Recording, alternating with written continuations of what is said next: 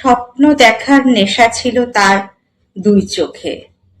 স্বপ্ন পূরণ জন্য করেছিল আত্মত্যাগ, করেছিল কত শত কঠোর প্রয়াস। স্বপ্ন পূরণ জন্য সঠিক মাধ্যম খোঁজে ছিল তার নিরন্তর অনলস প্রচেষ্টা। তবু নিয়তির খেয়ালে অবশেষে তাকে নিজেকেই হতে হয়েছিল বাহন, মাধ্যম হতে হয়েছিল স্তাবক, অনুচর। অন্যের খামখেয়ালি মনের আকাঙ্ক্ষা মেটানোর দায় তাকে নিতে হয়েছিল পিঠ পেতে।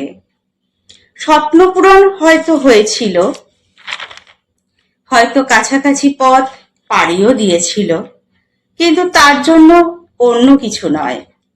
বাহন হতে হয়েছিল তাকে, নিজেকে দিতে হয়েছিল আত্মবলিদান। পুরনো দিনের মতো ময়ূর এখনো আসে না, যে কার্তিককে পৌঁছে দেবে তার লক্ষ্যে। প্যাঁচার দেখা মেলে না, এমনকি ইঁদুর, সেও গল্প কথা। আর পুষ্পক রথ কিংবা ময়ূরপঙ্খী নাও, সে তো অলীক কল্পনা। এখন নিজেকেই বাহন হতে হয়, নিজেকেই বহন করতে হয়। স্বপ্ন পূরণ করতে গেলে নিজেকেই পথ খুঁজে নিতে হয়, মাধ্যম হতে হয়। এ যুগের বাহন তাই স্বপ্নজাত কোনো উপাদান নয়, কঠোর কঠিন বাস্তব আর জীবনে সঠিকভাবে বাঁচার পথ নির্দেশের মাধ্যম মাত্র। শুনলেন কবিতা মাধ্যম। কলম এবং কণ্ঠে আমি মৌমিতা পাল।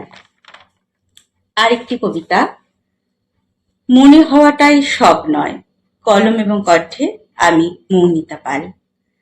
কথা হয়েছিল, মনে হয়েছিল সেদিন।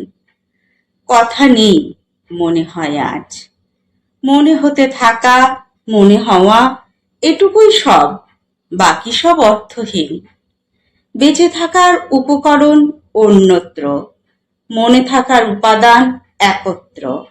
প্রামাণ্য নেই যে জিনিসে, সে জিনিস মূল্যহীন। প্রমাণ দিতে পারলেই তুমি মূল্যবান।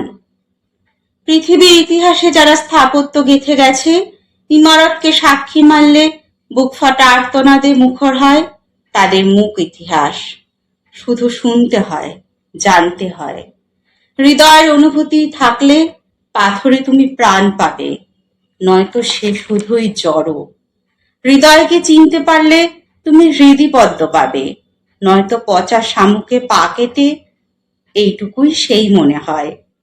মনে হওয়া তো নিতান্তই আপেক্ষিক। প্রামাণিকতা সে দূরস্থ, হদিশ পাবে না কোনোদিন।